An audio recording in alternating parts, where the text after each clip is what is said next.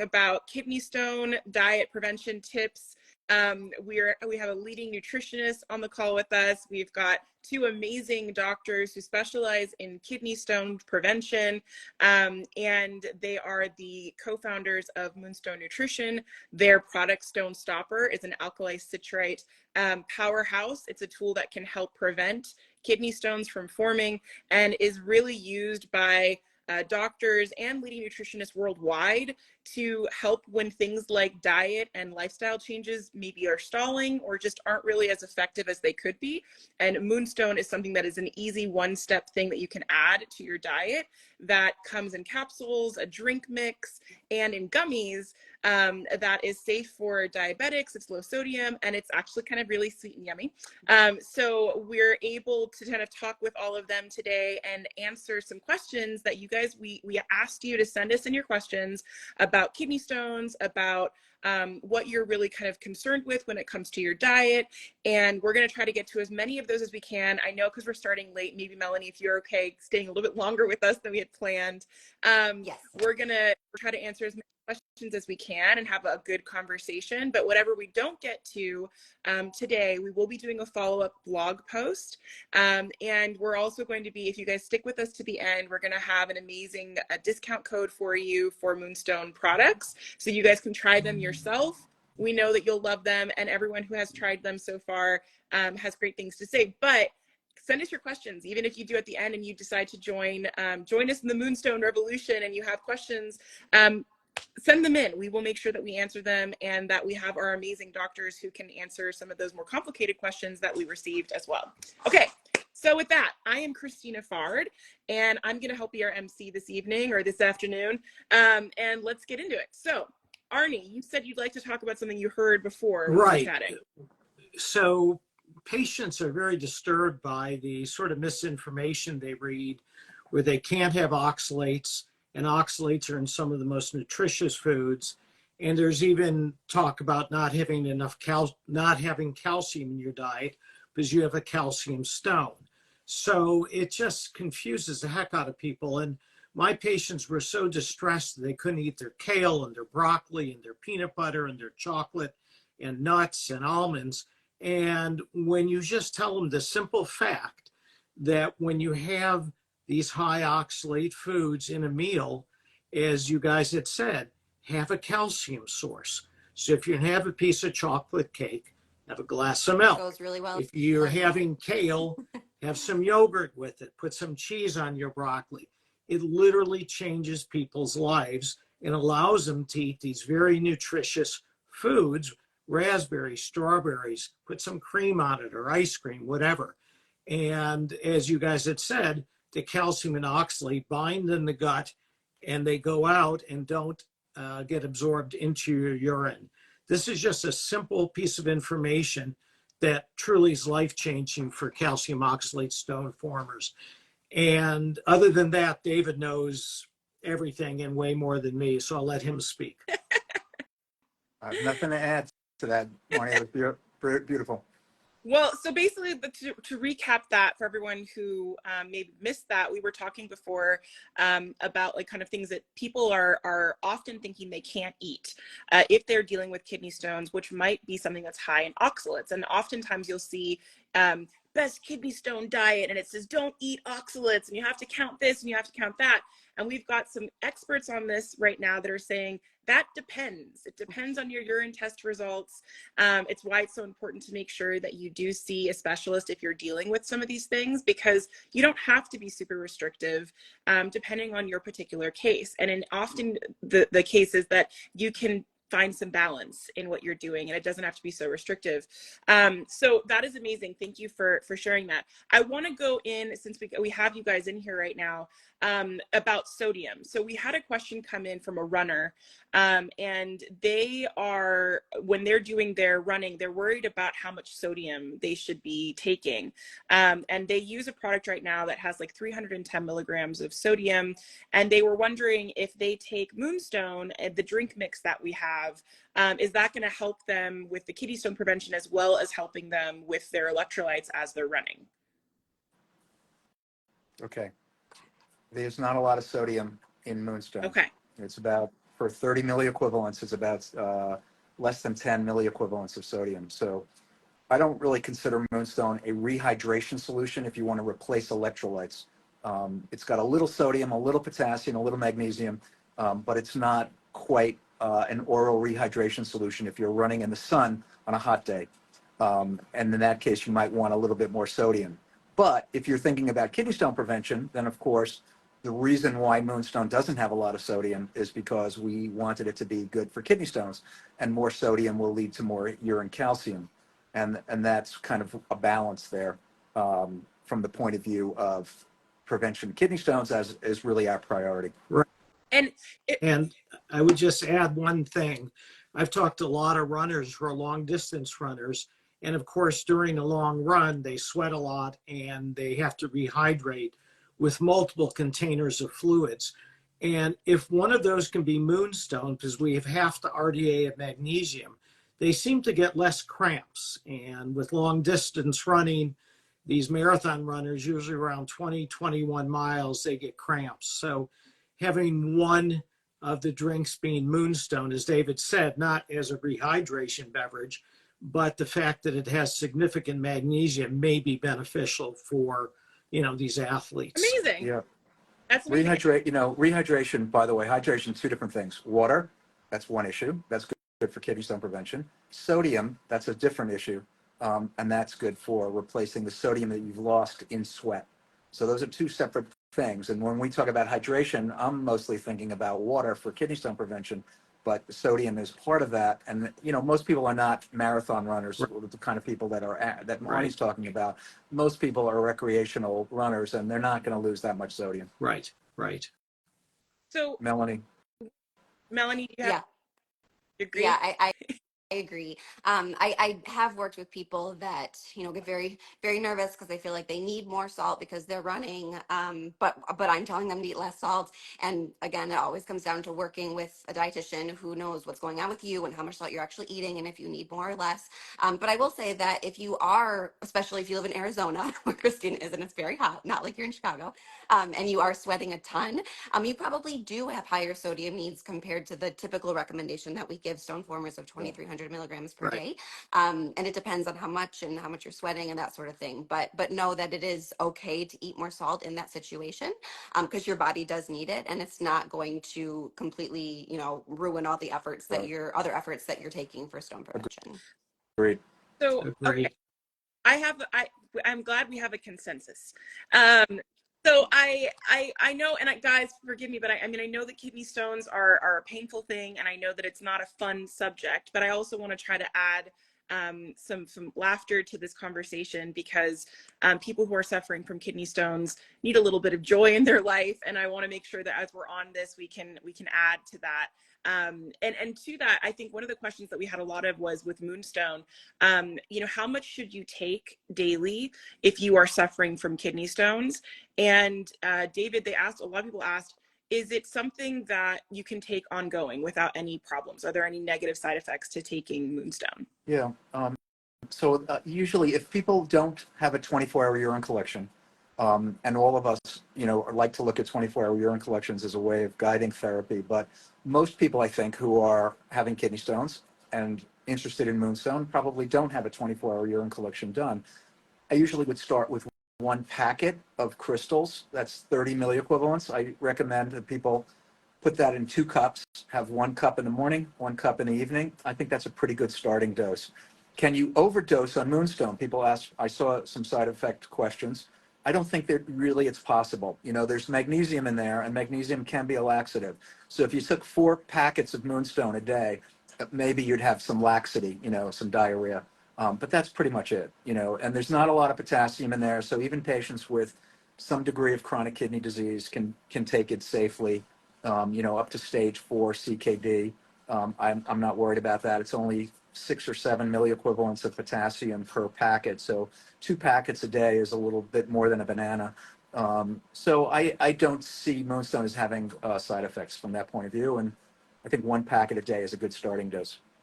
So can you, just for everyone who doesn't know, what is alkali citrate? What is the main ingredient in Moonstone?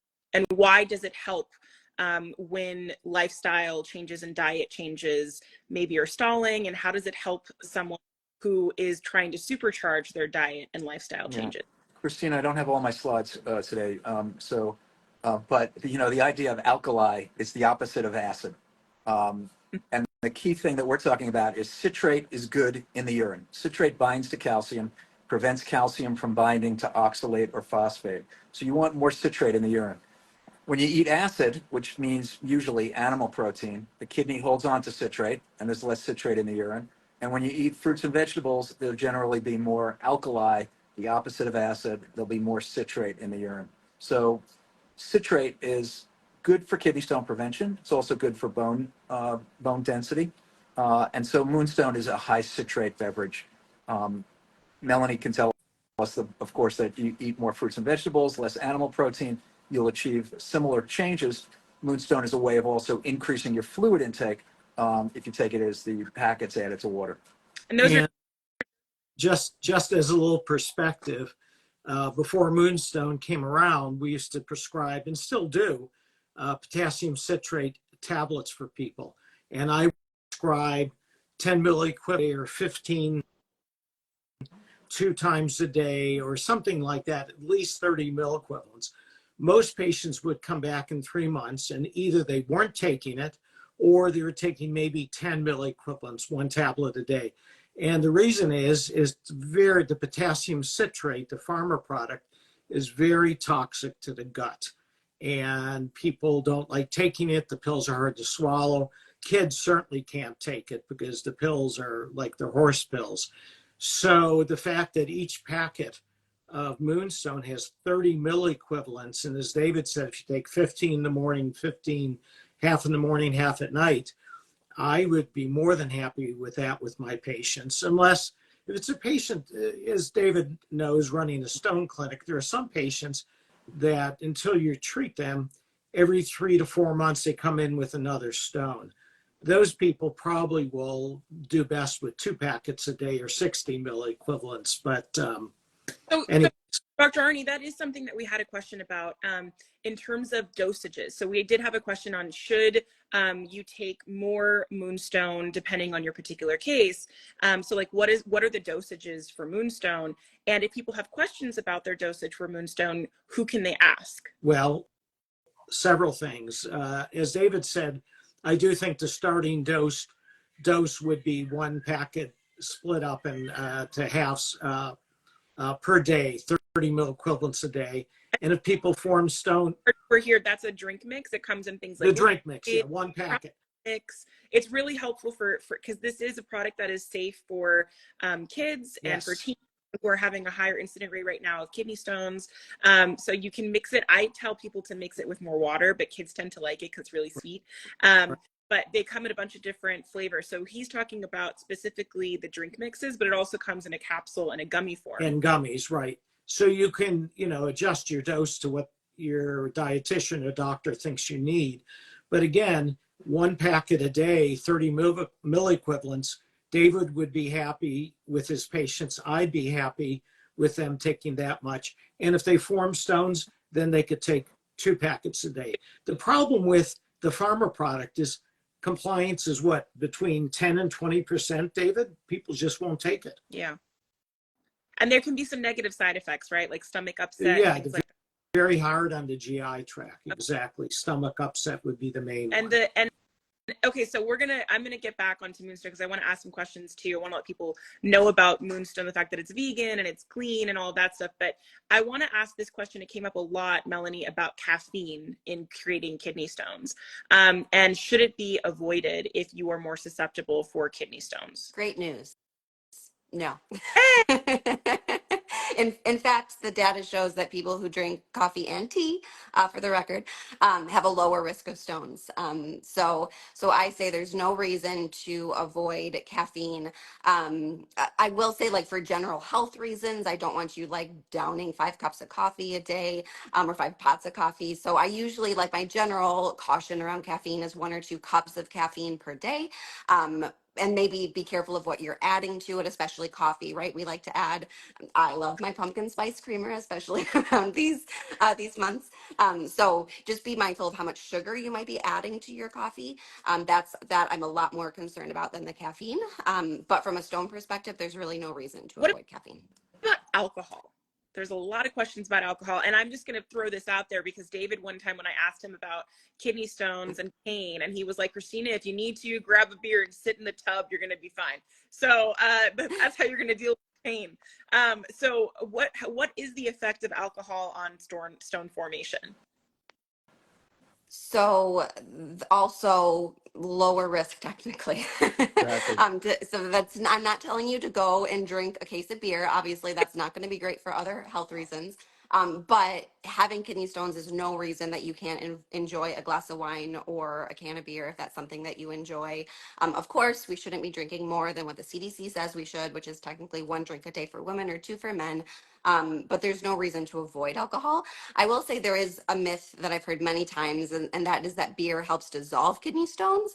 I will say that is false. That is, you don't have to drink beer. You shouldn't be drinking beer to dissolve stones. But if you do enjoy beer otherwise, having stones isn't a reason that you need to avoid alcoholic beverages. Well, true. And David's comment about to have 2 beers and sit in the bathtub. Actually, I would tell my patients that also, because if you have 2 beers, Sure. it acts as a tremendous diuretic. And of course, when you're trying to pass a stone, you want to sort of get the urine flowing and sort of flush it through. So a couple beers when you're having a stone trying to pass it, it's in your ureter, can be therapeutic.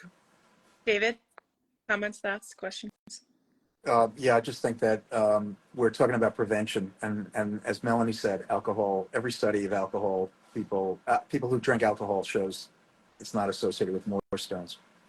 Right. So guys, can you just tell me, why do you guys think that there is a higher incident rate? The prevalence of kidney stones is on the rise. Why do you think that is? I Loaded. Yeah, But I do. I think that the major issue is overweight, insulin resistance, which is short of diabetes. Insulin resistance usually is something that the metabolic syndrome occurs with overweight. That's clearly important. I think changes in people's diet, less dairy intake, is important. And I do think something that I've been talking about and lecturing on is that climate change leads people to have greater exposure to heat. So I think that there are many different factors, but it all adds up. Melanie? Yeah, I think we're just eating a lot more salt, a lot more protein, right? We're just eating this, your standard American diet, as it's typically called, is just not very kidney stone friendly. I honestly, this is just my own perception. I feel like the push for keto and low carb, I honestly feel like that is so popular and has been popular for so long that honestly might be contributing a little bit, at least to some of the numbers. But yeah, I think that there's definitely convincing evidence that climate change and warmer climates is contributing because people are sweating more because it's hot. Even here in Chicago, it's very hot in the summer. And so it's multifactorial. It's never one thing, but yeah. Dr. Arnie? Well, completely agree. Dehydration is a huge issue. One thing, unless David knows something about this, I've asked a bunch of pediatric urologists, stones are really skyrocketing in children and adolescents. And apparently studies so far have not associated with obesity and diet. And people seem to really be in a conundrum about why kids are getting so many stones, because the dietary factors don't seem to be the issue. But what do you think, David? I think overweight is part of it too.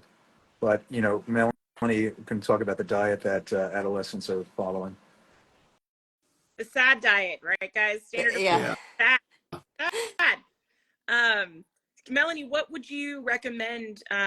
So Moonstone, the Stone Stopper product, whether you're using the drink mixes or the capsules or the gummies, it is safe for kids and teenagers to use.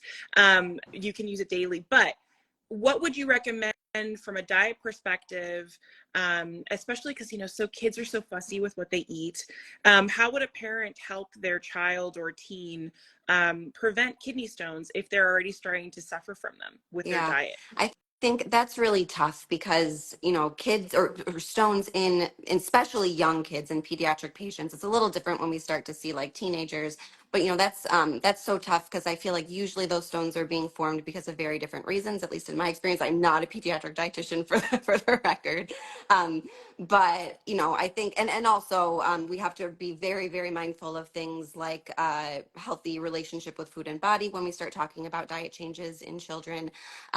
So, you know, I would be cautious to give even the same general advice that I gave for adults. I think making sure they're drinking plenty of water is always a safe bet. Like that is the one constant that's true for every single person with stones and type of kidney stone is that water is so important. So making sure that they have water with them all the time. You know, kids love their little water bottles. I have twin 19-month-olds now and they are obsessed with their little straw cups of water and love to carry them around. So you know, having water, I think, is going to be my best advice because again, peds is just such a difficult topic and even more convoluted than adult stone disease. Yeah, it's so there's something if people don't know about it. There's something called the kidney stone belt.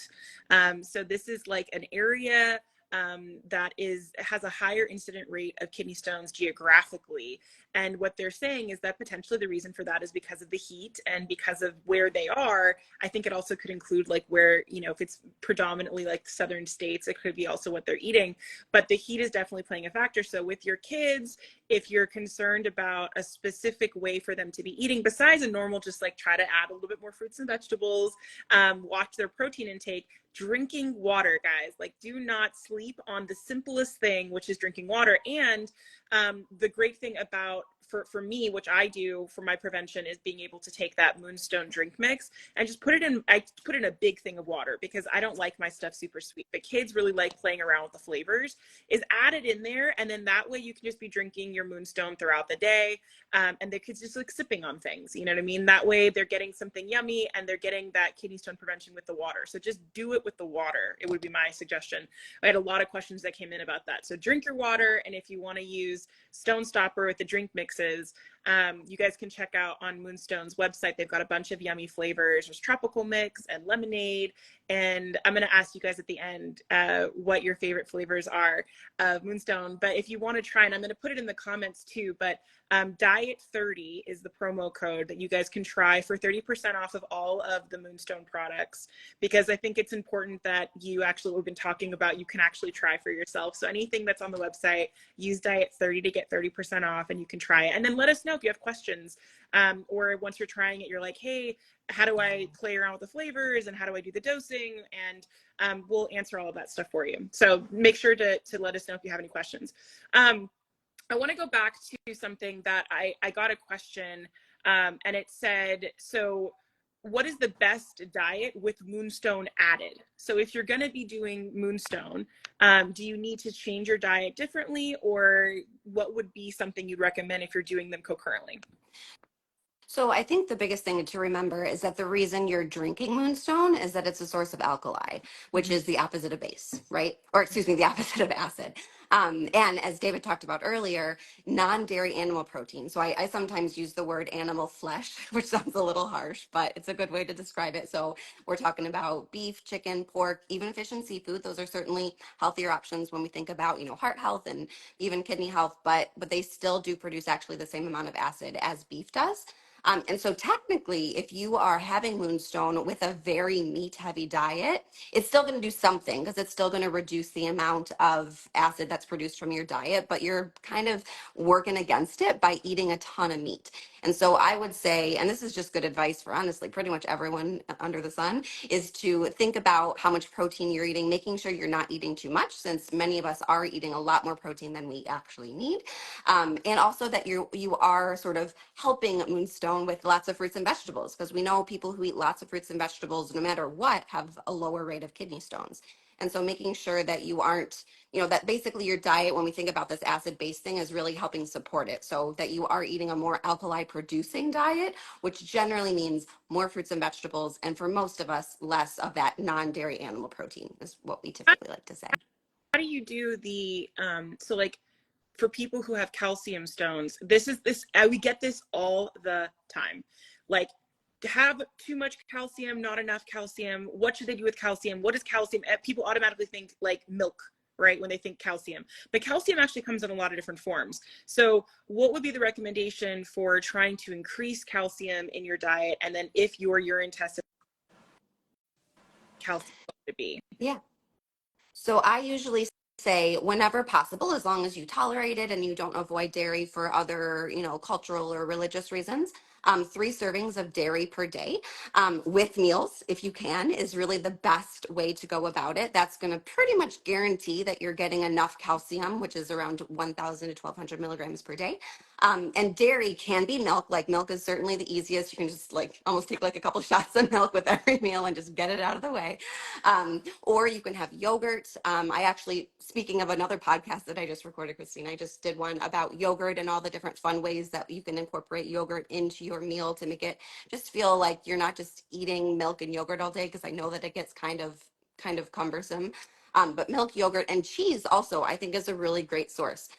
Just because there are not a ton of really wonderful natural sources of calcium, I think cheese is delicious and can be a great option. Of course, some of the cheeses are a lot higher in sodium, so we need to be careful that we're maybe choosing mostly the lower sodium ones. But even the higher sodium cheeses, like a cheddar, only has like 150-ish milligrams of sodium per ounce. It's going to vary significantly by brand, but that totally fits within our daily limits of 2,300 milligrams. Things to say. If you guys need specifics, make sure that you hit up Melanie for diet results, guys. There are some, I didn't even think about that. There are specific cheeses that have less sodium. So if you want to enjoy cheese, you can. So make sure that in addition to looking into Moonstone and using that Diet 30 to try it, go in and look into Melanie's programs, because then you can get that one-on-one personal dietitian support and get a plan that's fit for you. One of the questions they asked about, what about people who are dairy free? How did they get that? I get that question all the time.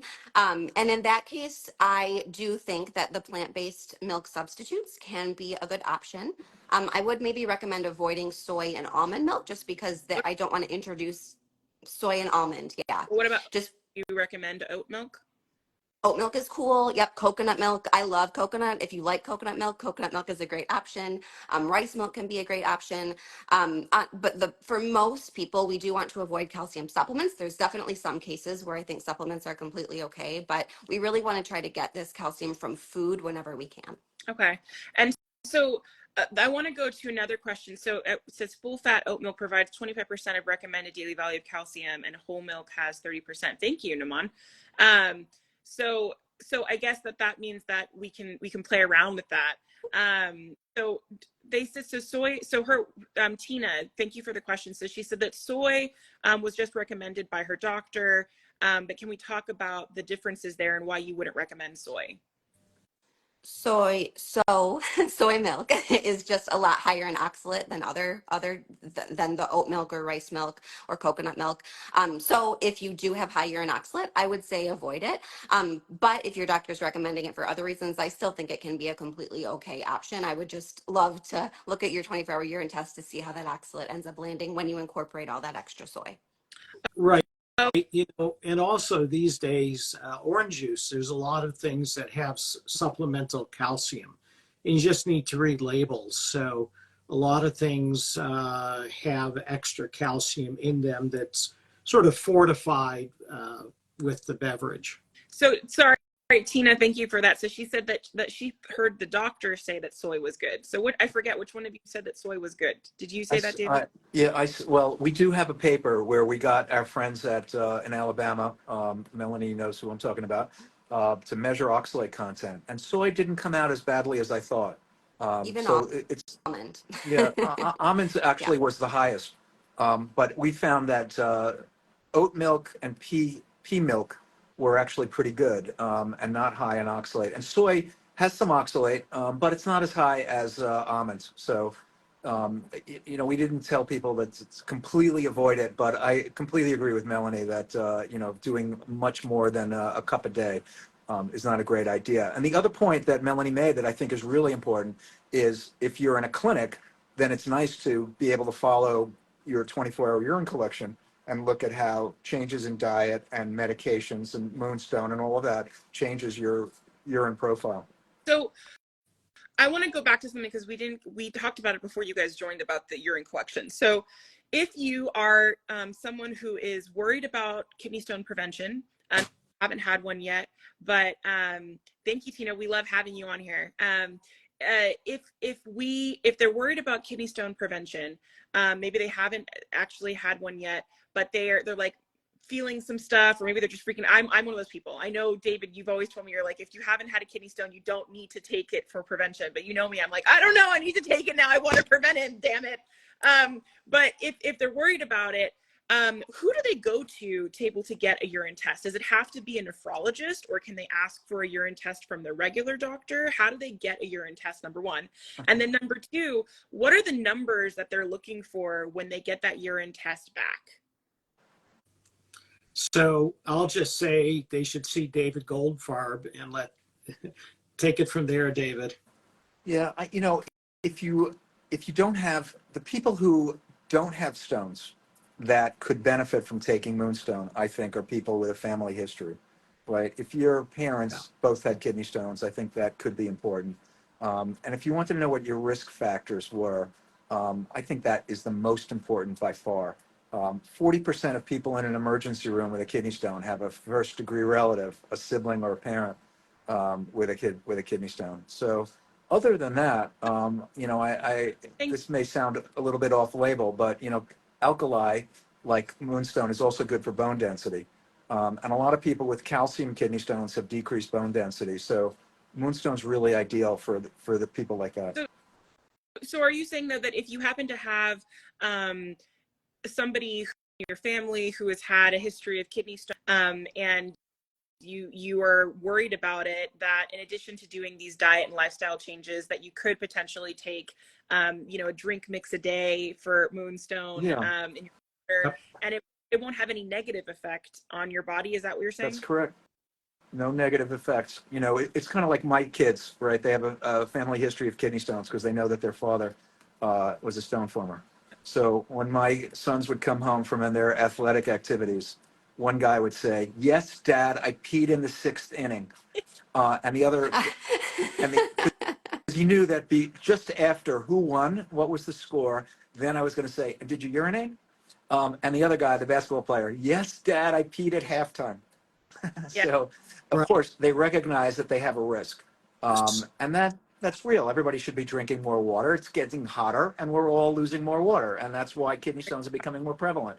So, I'm not pushing Moonstone too hard for people who have never had a stone, but as a fluid to drink to maintain your urine output, it's a perfectly appropriate one. Yeah, if you're right. you're going to do it because you're nervous about it, but it's not necessary. I've asked this question of David many times, and he would agree.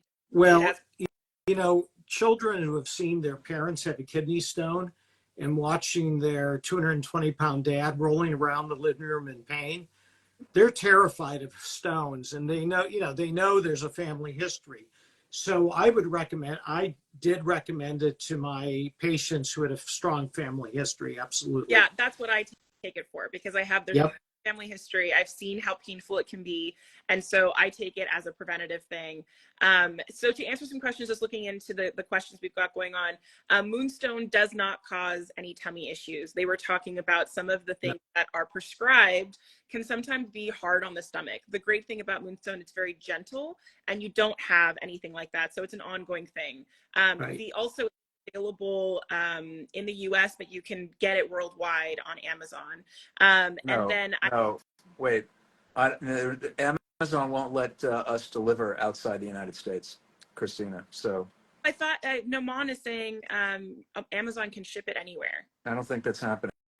No. All right. Well then, guys, if you're looking for it worldwide, send in some questions to us, and we'll see if we can ship it to you guys directly. Yeah. What we found at meetings is that if you have an Amazon account in the US and you have a relative here, it gets shipped to them, and the relative can ship it to Brazil or Qatar or anywhere. That's how we've been doing it for people who need it. David, can you dispel a myth? Because I think it's important for everyone listening, because we've been talking about alkaline citrate and alkalizing your urine. Can you talk about alkaline water high pH water that people are drinking, thinking that it's helping them. Yeah. I always say that smart water is not smart. Um, Not a good use of your money. You can get the pH of water up to 9, and they do that. It really is alkaline. It really does have a pH of 9. But because there's no buffer in it, I don't want to give everybody some high school chemistry, but without any buffer, it's easy to get to a pH of 9 without actually having anything in it, because it's an unbuffered solution. So smart water, pH 9, will not change your urine or blood chemistry in any way. That's a little bit different than mineral waters, which do have some alkali, a little calcium, and there's even some data suggesting that those Italian mineral waters, Fuji is one brand as an example, that could change urine chemistry in a slightly favorable way. But most of the waters that you see in the supermarket with pH 9 is not going to have any effect on anything important, not bone density, not kidney stone prevention, and certainly, what it's being marketed for cancer prevention, and that's not going to happen. That's so I like to say your stomach acid is going to neutralize the pH of whatever food you're eating. Your stomach acid, oh gosh, I don't know, is what, like 2 or something, a pH of 2 or 3. So it doesn't matter what the pH of the food that you're eating is. Like I like to give the example of a tomato. A tomato is acidic, or oranges are acidic themselves. But what we care about when it comes to stone prevention or kidney disease or anything is what happens as that food is metabolized and what is produced from that metabolism.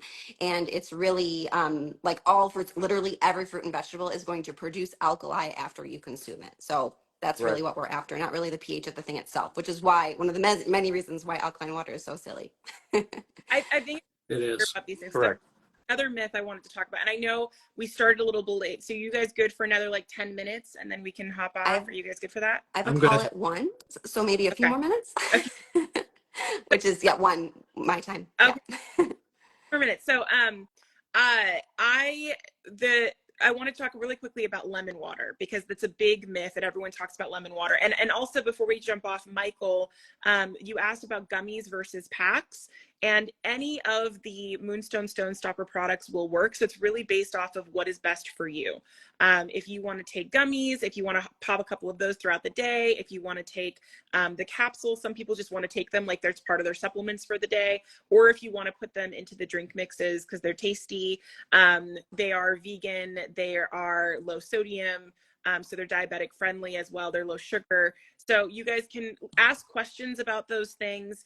And again, you can use that promo code Diet30 to try any of the products that are on the Moonstone website. So, and if you have questions, you guys can please reach out to us at Moonstone, or to any of us here. We'll answer more questions for you. Yeah, Doctor. So yes, so our website, all you do is send emails with questions, and either David or I answer those quite promptly.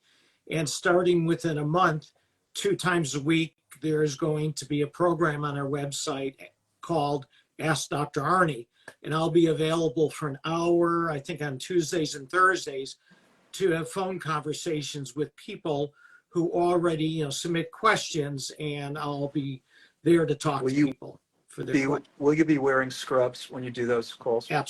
Okay. Absolutely. All right. It is safe, Tina, for people who are pregnant. You can take Moonstone when you're pregnant. We have a Oh, whole yes. blog about the website. Yeah. And David? pregnancy. Before we get into that, though, really people have a lot of questions about the lemon water. So can we talk about lemon water?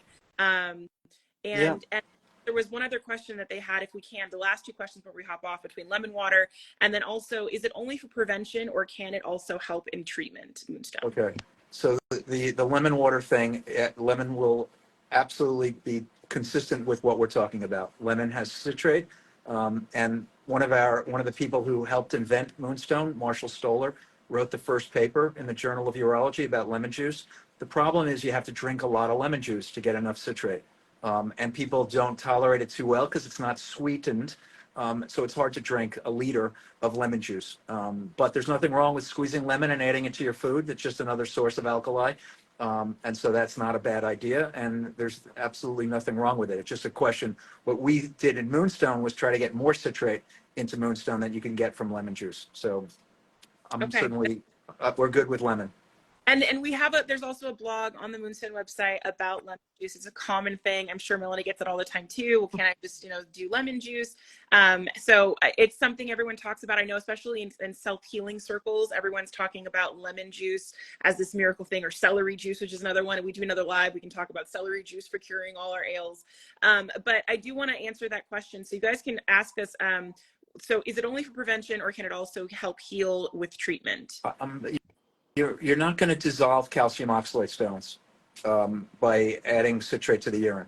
You can you can dissolve uric acid and cysteine stones.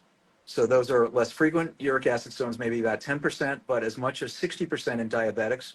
And uric acid stones can be alkalinized and dissolved and can go away. Mm-hmm. They can get smaller. Okay, amazing. So I know, Melanie, you've got to hop off. Thank you all so much for coming on. Sorry, everyone, for the technical difficulties at the start. I think we will hopefully guide and shoot this again. Michael, definitely reach over to us. You can send questions to the Try Moonstone or to Melanie to answer stuff about apple cider vinegar and all those things. All the questions that we get in at Moonstone, we do answer. And like Dr. Arnie said, we're going to be doing some lives coming up soon where you can ask more of these types of questions. And I just wanted to say thank you so much for all of you coming on and for taking the time to answer questions. If you have more that we didn't get to, we will be doing that follow-up blog. Right. Remember to use that Diet 30. And Melanie, you'll save this so we can repost it. Hopefully technology works. Yeah. Sorry about my difficulties and my lateness. No worries. I understand. So for everyone who knows, like Dr. Goldfarb is a working doctor in clinic in New York, and one of the leading experts in the world. So we're so grateful that you took time to chat with us today. Thank you, Dr. Arnie, for hopping on in a clutch. And Melanie, you're amazing. I so appreciate what you do in the community and the support that you give to people through diet and lifestyle. Oftentimes it's the only thing that they can control, and you help empower people. So I think between your diet and lifestyle changes and the ease of use when it comes to Moonstone, that we can hopefully try to help as many people as we can. Terrific. Thanks a lot. Absolutely. All right, guys. Yeah, and if anyone wants to send me questions as well, I'm more than happy to answer them. I get a lot every day, so bear with me. It might take a little while to get to you, but I'm happy to answer questions and send you in the right direction. Perfect. Terrific. All right. Thank you, guys. Thanks. Thank you all. Thank you. Bye. Good to see you. Bye. Bye. Bye.